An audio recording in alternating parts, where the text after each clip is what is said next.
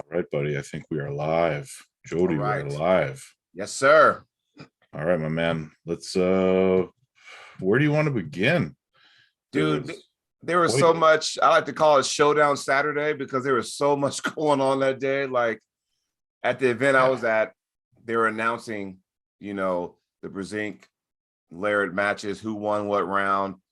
Nothing was ever talked about the Wayne Withers Marcio. So I had to wait till I got home or back to the hotel to see that match, on video. So you pick and we'll go from there. Well, no, it's good. I mean, oh, this is so weird, man. The video description keeps changing on me from what I had it as. Anyway, where do you want to begin? We can begin anywhere you want, my man. Should we start with your match? Sure, let's do that. Okay. Mr. Jeff Frank. And I told you last time I was on the show that I was real skeptic because I had little to no kind of footage on Jeff. So I didn't know what to expect. And I'm like, okay, at least with my other opponents, I had some kind of video. And the only video I did find of Jeff, they were either 2 or 3 years old. And all I saw then was just a fast side pressure hit. And I'm thinking, okay, well, he could have gotten a lot better since then. So I'm expecting in my mind that he's coming with a ton of pressure, ton of power. I got to be ready, And match one, actually, before we even started, he proposed. He said, hey, how about we go into the straps? I'm like, let's just see how it goes. Let's just, let's just get into it. If we slip, then we'll go from there. And Leonard Harkless was the head ref. And he asked me, is that a yes or a no? I was like, no, let's just run it, and see where it goes. And the last time I agreed to do something like that, it didn't work well in my favor. Well, I noticed that he asked for that and you said no immediately, which is probably a good move on your part. And it looked like the story of the match was your hit. Yes. Except for that, was it the second match? Oh, third match? Third match. Yeah. What happened there? I tried to, well, honestly, that was supposed to be the Roger learned in my match, where if I went up 2-0, I would go inside, but I really didn't commit to it. It wasn't a real full committal inside. And, there was some teammates of mine and some other people thought I was hot dogging it. And I really wasn't. I was trying to go inside, just didn't commit my shoulder or anything like that. And it would have been nice to see where it would have landed. But when you don't commit to a certain move, whether it be a top roll, press, or hook, it gives your opponent a lane to go, oh, is that all you got? Then they can just exploit that. And that's basically what happened to me. By the time I slipped out of it, I was already below the pin pad. So they called the match. And then that irritated me. Not so much Jeff, but it irritated me. I'm thinking, okay, I'm just going to quit playing around. It was mainly because some of the people out there, Jordan Seal and some of my teammates were going, stop playing around and get the job done. And it bothered me. I see what they were saying, and I totally understand and get where they're coming from, but I wasn't hot dogging it. So that kind of just made me go, okay, I'm sick of people telling me I'm hot dogging when I really wasn't.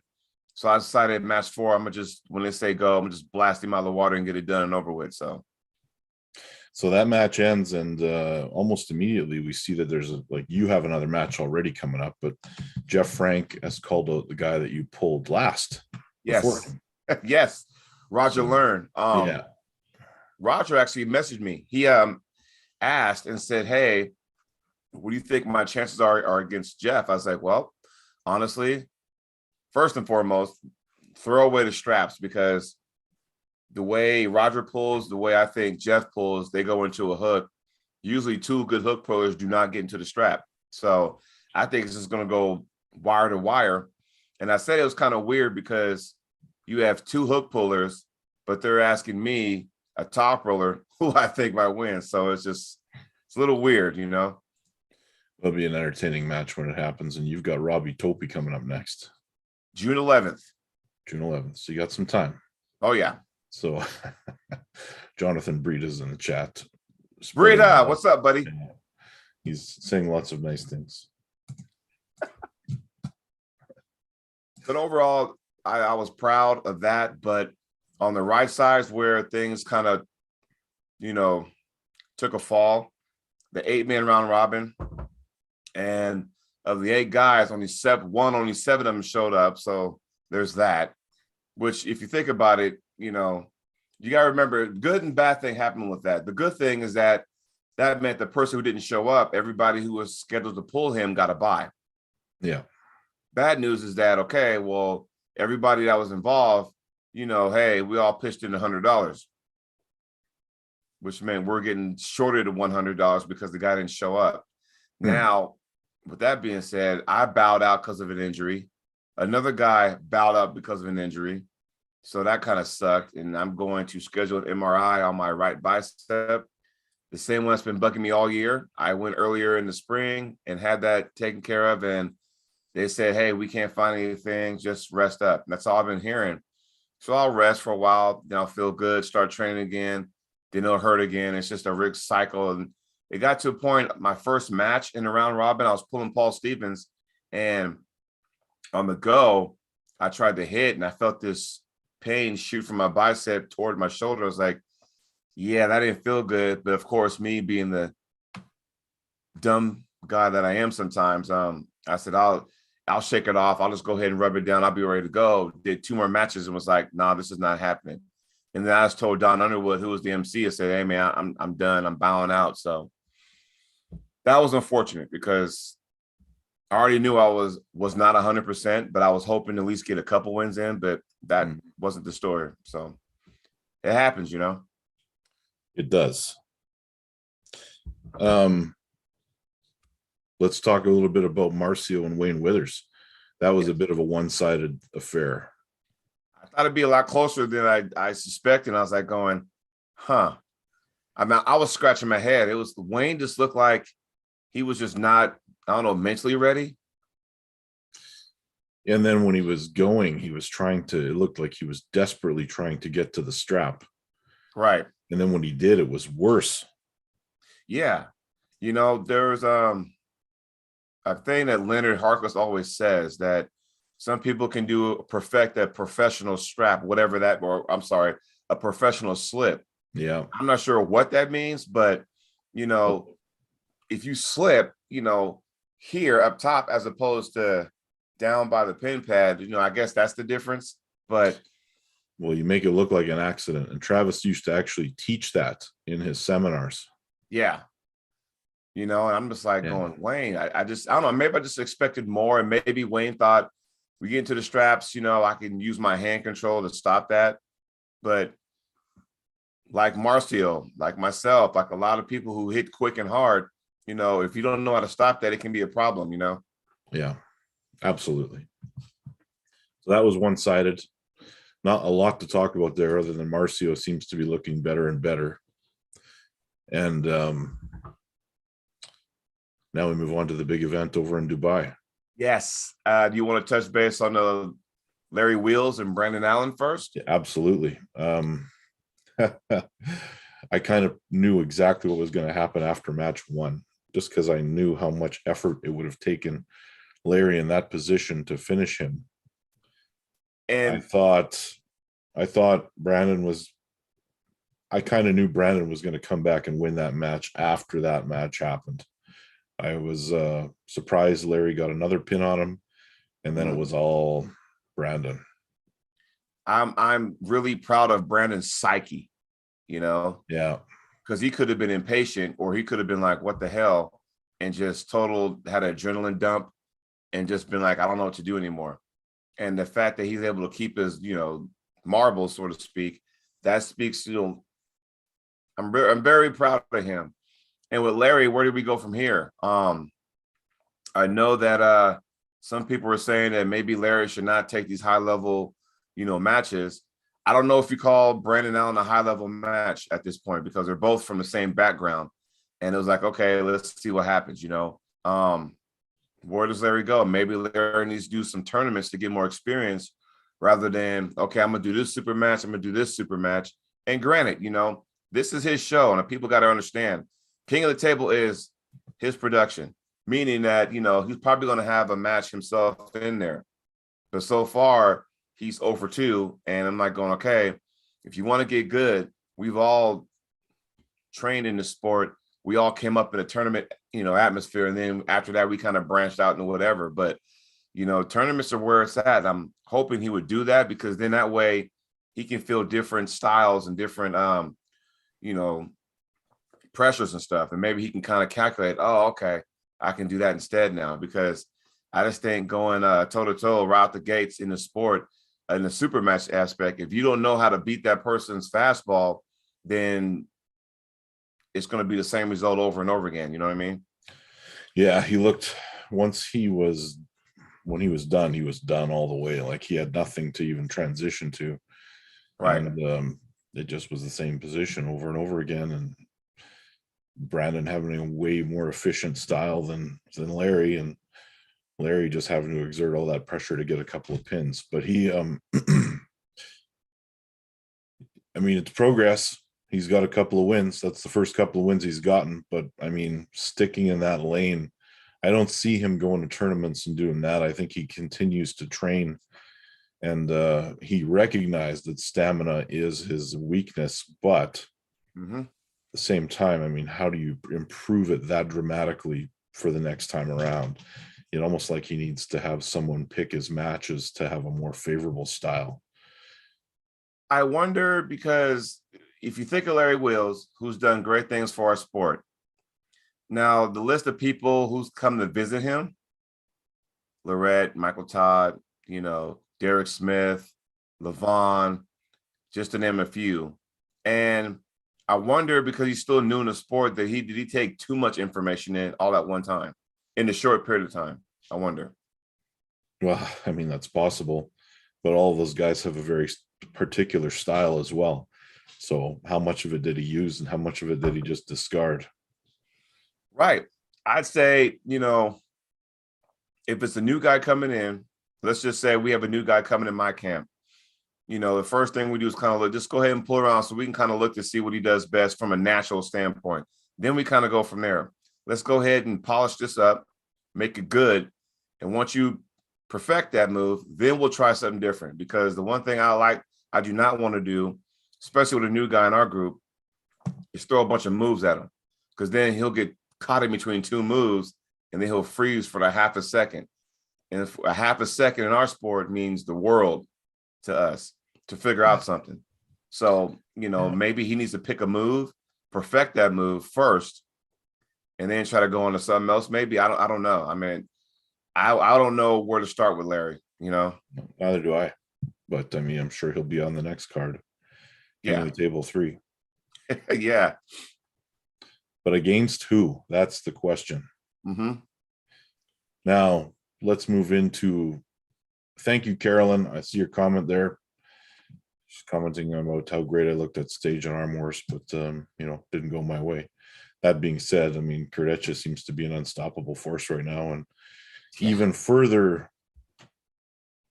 illustrated by with that is the performance that Hermes put on against Gennady. And let's face it, I think a lot of us expected Gennady to win that match. And I know I did. He controlled him.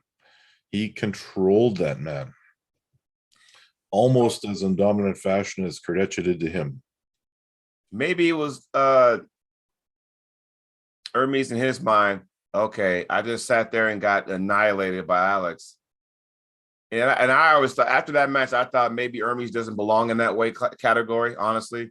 After seeing that, going, dude, you're just not there yet. Your frame is not to where did he come in at, 270 or something like that? Oh, I don't know. I don't know if he's that heavy, but he was getting up there. Maybe he's not made for that. But, then I see this performance and then going, shit, It was interesting because I was listening to The Fix the other day with Neil and those guys, and a thing that came out, and I see both sides of it, between Neil and Coach Ray, right? Neil saw this as, hey, you're here to put on the show, even though you got the 4 wins, just, finish it off with the crowd. Whereas Coach Ray was like, look, I got the win. Why do I need to exert myself and possibly come up with an injury when I mathematically already won the match?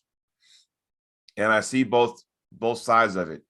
My opinion to that is that, number one, if it's one of those elimination deals where, let's see here. I think I talked to you about this. This happened in Bulgaria in 2012, where you had the 8-man guys. You had Brzenk, Hutchings, Terrence Opperman, Arson, all those guys, and a 209-pound Trubin. Now, if you won 4, because the winners of those matches advance to the next round. I admit, if it's something like that and you already won 4, I just go ahead and maybe lay down because you're going to the next round. Whereas this match, there is no next round. Mm-hmm. And it was weird because I'm thinking, okay, but then the match we're about to talk about between Brzenk and Larratt, it was a little different outcome. Yeah. But before we get to that point, if I'm in that position, I won 4, that's when I'll be like, okay, you know what? I got the match. I'm going to try something different just to see what happens. And Hermes looked to me like he almost did injure himself in match number 5. Like he grabbed his arm there for a second and was rubbing his arm like he did hurt himself. And then at one point he asked Gennady, do you want to go into a hook? Did you catch that? I thought I heard that. And Gennady said no. There is something to be said for that, because like for me, I'm a top roller. And when someone asks me, do you want to go on a hook? Depending on the situation, I would do that. Like I wanted to go on the hook with Jeff Frank. It was just a lazy version of a hook, and it got me in trouble because I was already at 2-0. If Gennady said no, maybe Gennady wants to go, hey, I'm down all these matches. I want to see if I can still do what I need to do. And it didn't matter because, Hermes had an answer for everything that he threw out. So I don't know. Where does that put both guys now? Because even now, I don't know what to do, because here's Hermes. I got crushed by Alex, but then I just beat Gennady. So where does that put him at? And now with Gennady, from a mind standpoint, doesn't he have Michael Todd coming up? That's the issue, right? And I mentioned that, and they have made a commitment to Gennady to have that match. But I mean, wow, is that a lose situation for Michael? Like it's he better win. He better win. I'm hoping. Here's a couple things. One, reason why I picked Gennady to win, because for his stock, because then that would rise his stock, and him and Michael, it can build momentum. That's my honest opinion, which would have made Hermes that much more weaker. I guess he could have just said, okay, maybe I don't belong with the supers. But now that Gennady lost, and the way he lost, what does that do for Michael? Does that kind of let some of the wind out of the sails, so to speak? Yeah, a little bit. I mean, at one point on Michael's show, he mentioned that he would want a different match if Hermes won, but they made a commitment, so they're going to follow through with it, and they're going to have that match. So with Gennady, it's a kind of a win-win. I mean, you even make it a match, and all of a sudden it's, his stock goes up a little bit, and Michael's may come down. And you hope that this doesn't, Michael's going to train hard. No, make no bones about it. But I don't want to see Michael go into this match going, well, I was motivated, but now I'm not so motivated because the guy I'm going to pull got annihilated. And who knows? On the flip side, look at Gasparini. He gets destroyed by Alex, and we all thought, oh, well, then he's going to get blasted by Gennady, and it was the total opposite. So maybe we might see a different version of Gennady, a more, thinking guy. Now, I don't know when this match is going to take place, but I'd say in another 6 months, maybe. And I'm just ballparking, Yeah. Where does Hermes go from here too? Like, he's called out Devon Larratt. He won't get that match. Who is he going to go after? I don't know. Somebody like Dave Chafee, maybe. Yeah, because, I wonder, because now that after Dave lost, it's like, okay, Dave, what's going on? But I think he's still doing the top 8 thing, isn't he? Yeah, I think so. And I heard rumors of a match between him and Kurdecha, but who knows? Now, that's an intriguing match. I would love to see. Yeah. So we'll see. We'll see what happens. And yes, Timmy Turner, I know my prediction was way off, but you know what? I will pick Hermes' opponent every time. Yeah. Now, Ryan, so a couple of things I wanted to say. Washington State, 281 entries, by the way. Okay. And, that was like just the event started around 10:30 in the morning, and we had to be done by 6. So it was like by the time we got done with all the specialty matches and all the amateurs, we went to the open class, 3 tables, and it was like speed dating. Boom, boom, boom, boom, boom, boom. And we had some Canadians there. Joe Fox was there, Jeff Frank. We had a couple Australians from there. They were there. And Ryan Bowen put up a post saying, hey, if anybody can beat my man Mario Tombuscus right-handed, the first person gets a paid trip to Australia to pull at a tournament there. So that was basically a bounty. Okay. Well, what do you know? Jordan Seal beats Mario. Okay. Had his trip paid for, so he's going to Australia. I don't know when, but Jordan answered the bell, and he delivered. Well, that makes sense, because I've only seen the after posts where Ryan had sent him $100 for, I guess, the bounty, and then he's saying, when are you coming to Australia? So I guess that makes sense now. It all makes sense now. So good for Jordan Sill. I guess he's going to go there, and yeah. And who's he going to pull? He's going to pull Ryan over there. You know where I want to see him pull, and I might be out of line for saying that. I'd like to see him pull Lachlan Adair. Yeah, me too. I mean, it's a better gauge of where Lachlan is at. Yeah, because Jordan, we don't know. Those guys haven't gone anywhere in a long time.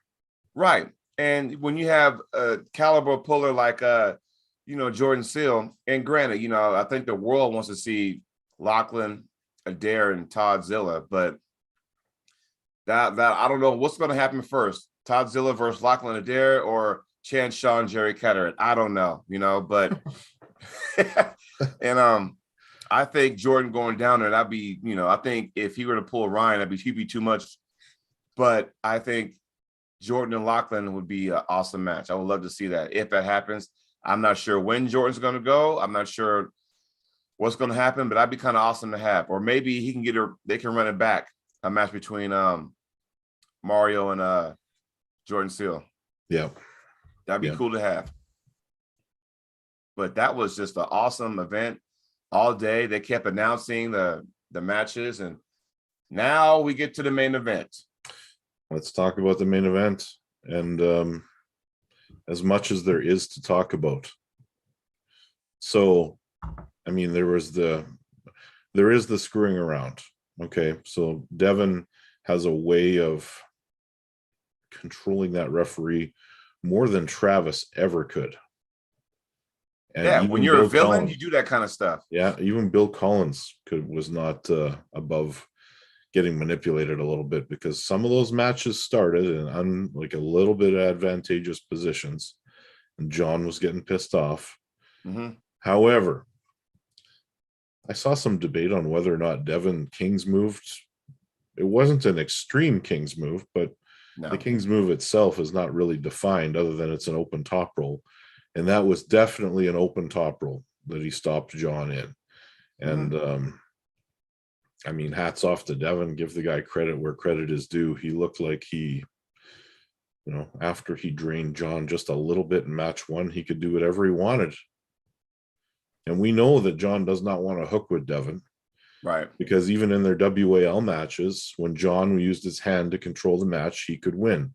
When he tried to just go right into a hook with Devon, he could not. So go ahead.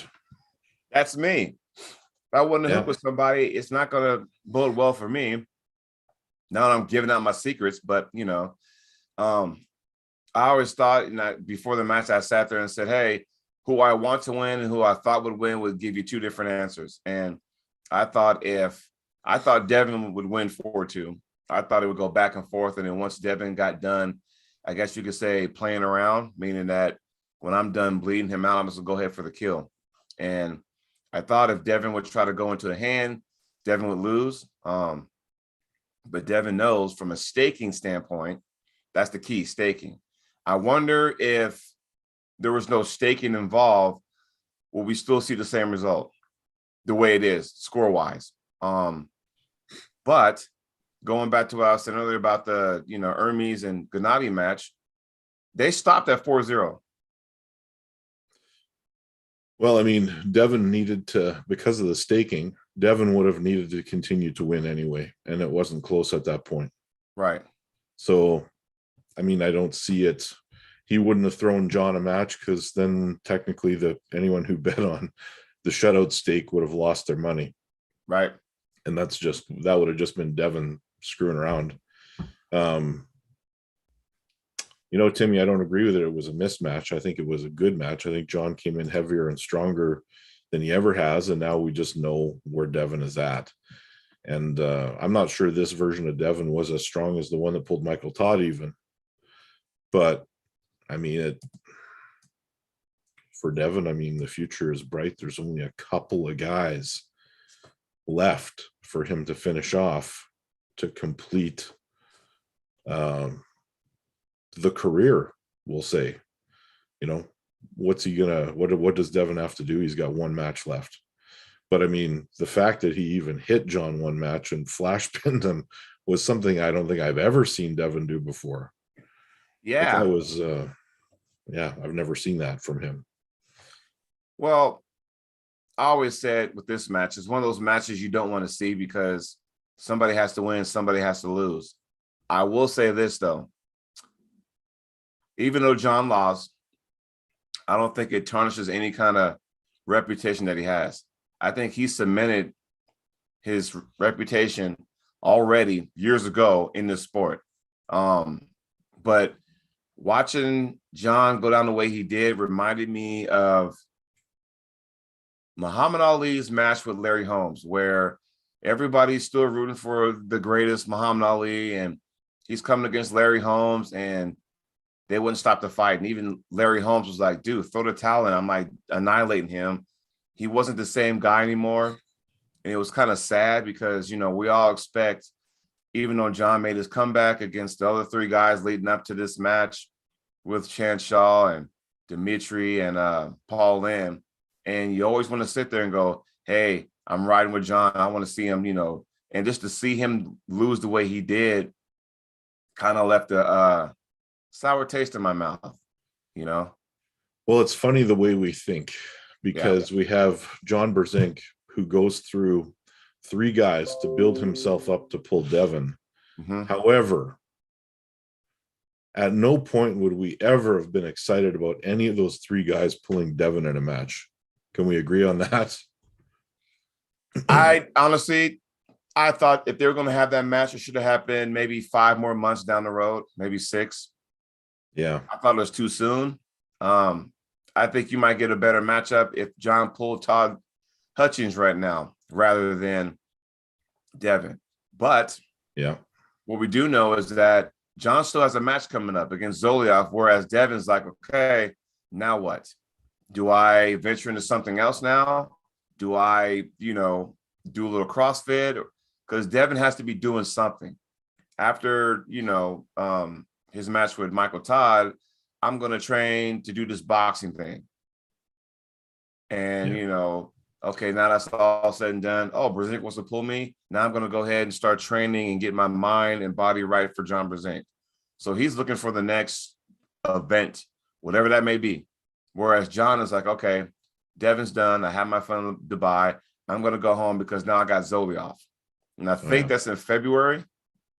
Well, that's a better match. I mean, I think John wins that match. Now, it was pointed out to me by a couple of guys that the shutout stake was the first 4 matches. As long as Devon won the first 4, it was a good bet. So, yeah, they could have pulled the last 2 and screwed around a little bit. But, I mean, at that point, I don't think John had anything left in the tank in any position. So here's a question for you, Ryan. What do you think? Do you think bigger is better? as far as size? Not always. Not always. I think John did what he could to be competitive. Right. I think he came in with the tools that he has left and the mileage that is on his body and his arms. He came in as the best possible version of himself.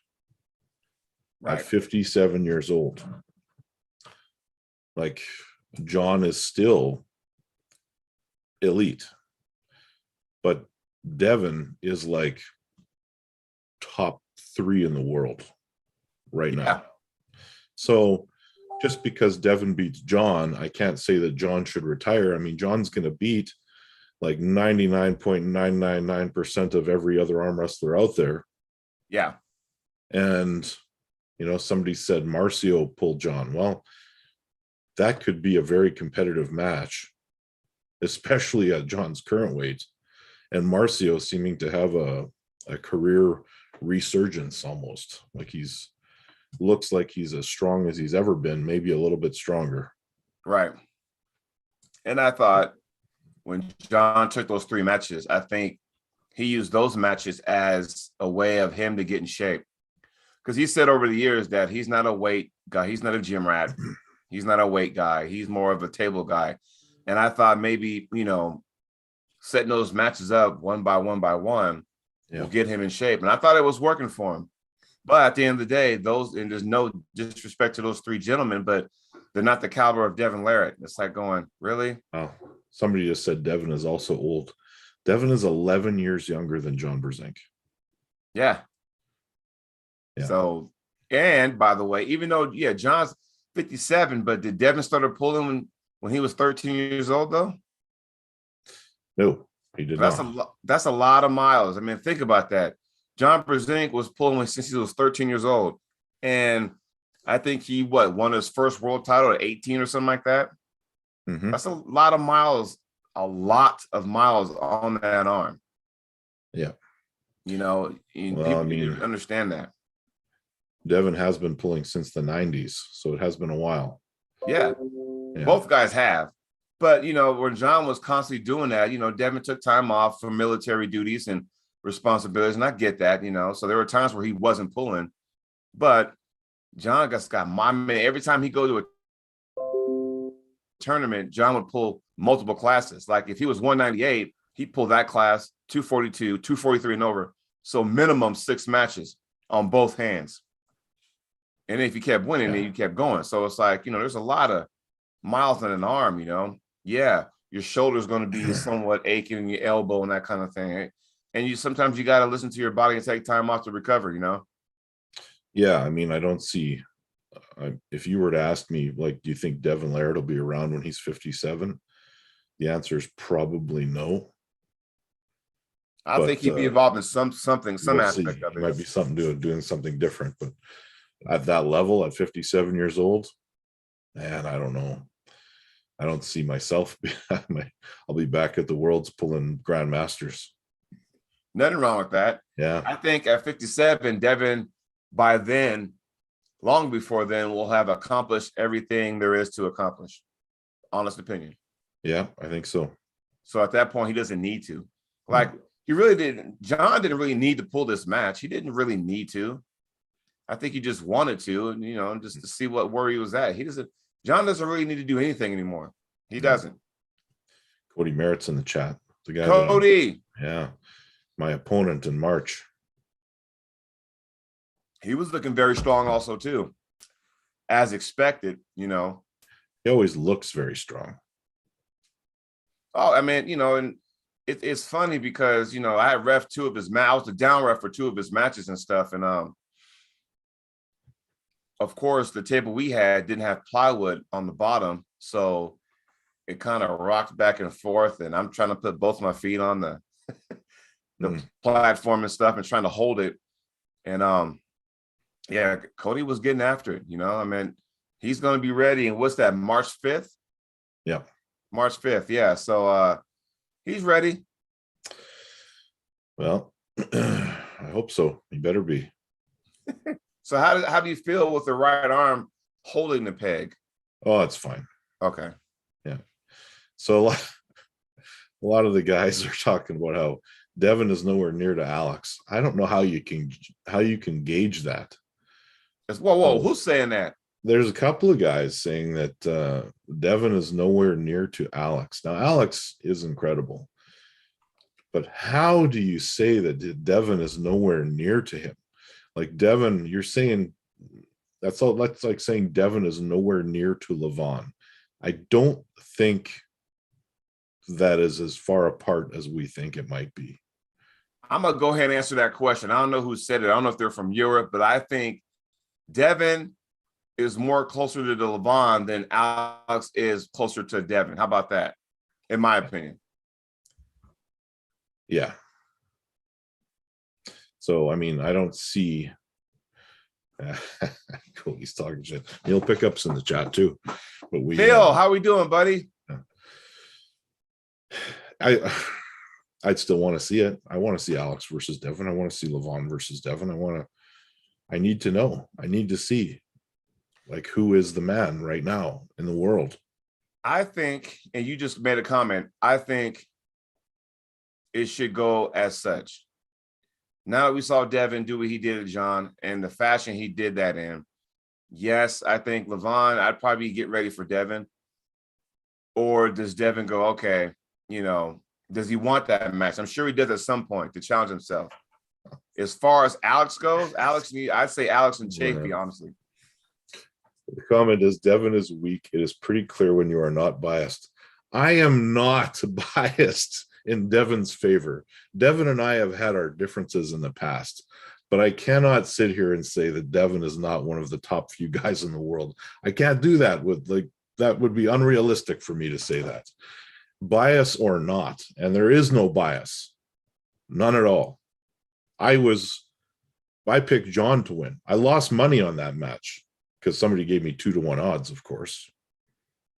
But I did. Here's a question for Ryan and everybody in the chat, because I can't see the chat. And Neil, if you're in the chat, here's a question for you too. Now that Devon did what he did, the world thinks, okay, Devon and Levon should meet. If that happens, is that stepping on the toes of Vitali? That'd be my question. Where does he sit in all this? Because it seems like, here's Levon, top of the mountain. Here's Devon climbing. Vitali's kind of in the middle going, are you going to leapfrog me to get to Levon? Or where does Vitali sit in all this? That's a good question to ask. And I like to know everyone's opinions about that. And he's different now too. So there's those 4 guys that I think we all have questions about. Mm-hmm. I would love to see people's response to that, Yeah. And then there's somebody, I can't read the guy's name, but he says that a guy beat him when I was there in Moldova easily. You got to remember that John didn't train for Moldova. He just showed up. No excuses, but I mean, that's what happened. Yep. John was not training. I gripped up with John in Moldova and thought I could have went into a hook and beat him. Yeah. Irving Brown, how's it going, Ryan? Any chance seeing you at the next KOT3? Right now, I think Devon would take Levon. He might be huge and muscle bound, but Devon is really, I agree with you. Any chance? I mean, if they call me, I'll go 100%. Right. The answer is yes. In fact, I thought Larry's match was going to be left-handed. I actually thought it was going to be a left-handed match because I thought Larry was a little bit better left-handed. Yeah. I think with these big time matches now, they're all going to be right, which, kind of sours thing because I'm a lefty puller. You're a lefty puller. Cody Maris in the chat, he's a lefty puller. And I would hope that one of these days, these big events, give us Southpaw some love. Why don't you? Because I'm telling you right now, if Larry's better left, then now who do you match him up with? Now he's 0 for 2 right, but if his left is better, who do you match him up with? That's that kind of caliber puller on the left, Yeah, I mean, I know Evan Burgoyne was calling him out at one point, left-handed. Oh, Evan. Oh, Evan. He's in the chat. Yeah. Beer Man's in the chat? He is. Beer Man, what's up, dude? I'm sure him and Uncle John will be going live at some point later today. So tonight. Tonight, all right. Yeah. Damn it, I'll be at work, but I'll see if I can chime in for a few minutes, on my break or something like that. But I was excited to watch the match he had where he fell off the stage. Did you see that? No, it's on my list of things to watch. He was pulling a guy, and in Evan fashion, trash talking him, and Evan had him, and I'll take it here, take this, I'll take it back, I'll go here, I'll take it back. Just totally embarrassing the guy, and then he fell off the stage, which makes me wonder why was the table that close to the edge of the stage is my question. Nonetheless, he's very exciting. That's a guy.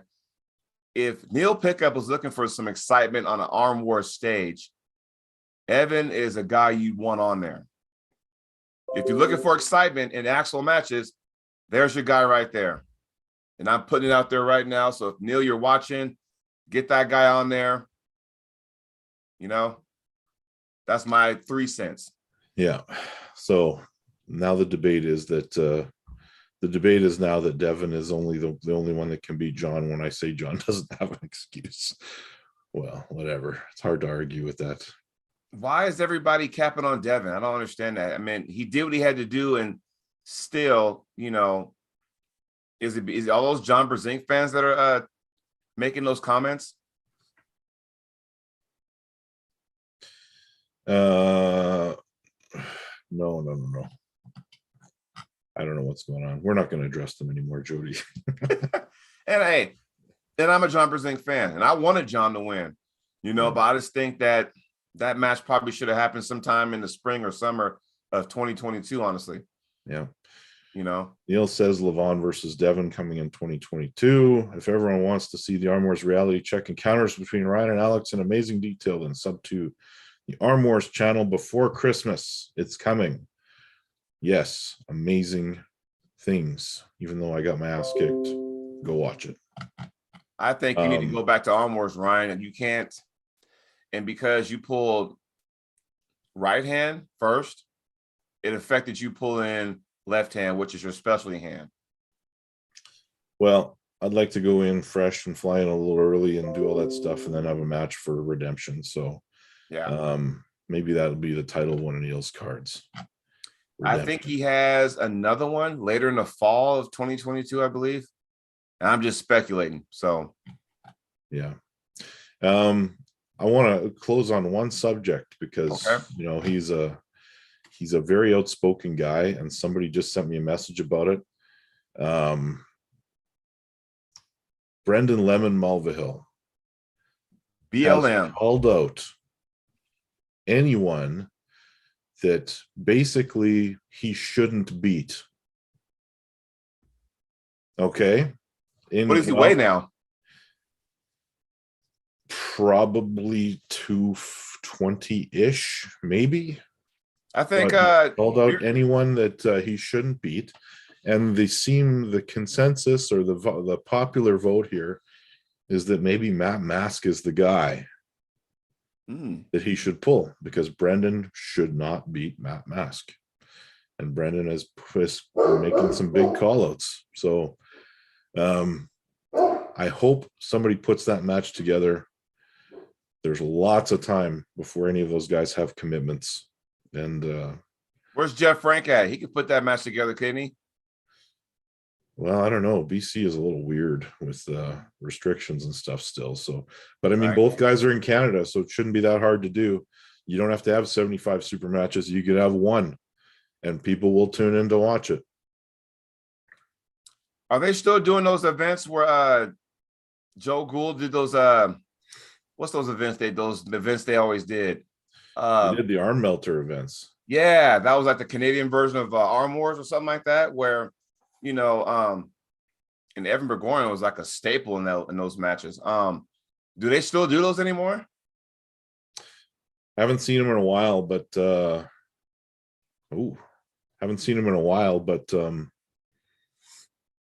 I would anticipate that when things settle down, they'll come back. Somebody just said, Levon Gasparini said, rumor has it Matt Mask versus Tim Bresnan could happen in 2022. That's a fun match. Well, don't forget, Tim is pulling Derek Smith first, though. That is also a fun match. Like, we'll see where Derek's really at. You know what? Here's the thing, and I'm gonna throw something else out there, and I might be crazy. So, Neil, if you're watching, whatever, Larry, Wills, if you're watching, here's the deal. All this talk about Levon and Devon, I think it should happen. And Vitali's kind of going, what about me? What about this guy? Not me, but Vitali. How about we involve Jerry Carteret in this whole mess? You put Jerry Carteret versus Vitali because the styles are so weird that it may make for a good match. Yeah. How does that sit with everybody? I mean, I'm sure people would want to see it. I mean, I want to see Jerry pull any of those guys. I want to see Jerry back. If you're not going to pull Chanshaw, if you're not going to pull Chanshaw, then okay, let's just shoot to the top. Either it's almost like, excuse my language, it's either shit or get off the pot, with him and Chance. It's like, fuck it. If you're not going to pull me, stop asking me, stop making comments. I'm going forward. Yeah. So. Well, Neil threw a match out there. He says Ryan Espey versus Krasimir Kostadinov. Left-handed has always interested me. Neil, put it together. But I like that. Cody first. Yeah, I like that. Yeah. That'd be fun. Something to think about. To think about. Well, my man, I got to do some stuff, so we might have to wrap this one up. Sounds good, man. Hey, thanks for having me on. I appreciate that. I appreciate you coming on, and this time your channel is actually in the in the description, because I added it to the last one as well. But definitely, guys, head over and subscribe to Jody's channel, and we'll do this again soon. Sounds good, Ryan. Thanks for having me on. Everybody in the chat, thanks for joining us, and we will talk to you soon. All right. We'll talk to you soon, Jody. All right. Take care, y'all.